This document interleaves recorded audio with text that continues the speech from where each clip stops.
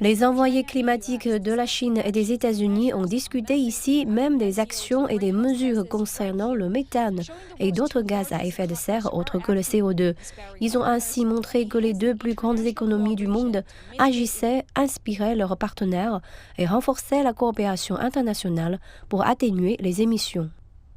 Lors du sommet, l'envoyé spécial de la Chine pour le changement climatique, Xie Zhenghua, a souligné les réalisations de son pays en matière de contrôle des émissions de méthane.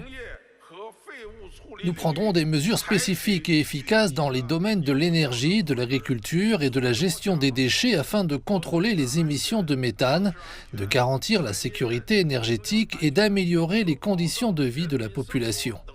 Nous sommes tout à fait disposés à travailler avec toutes les parties pour améliorer continuellement notre capacité et mettre en œuvre les mesures de contrôle, les plans et les tâches dans les domaines clés.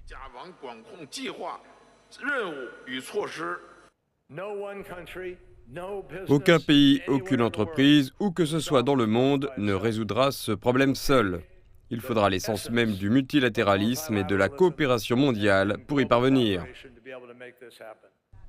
Ce sommet fait suite à la déclaration conjointe Chine-États-Unis de Sunny Lands, rendue publique le mois dernier sur le renforcement de la coopération pour faire face à la crise climatique.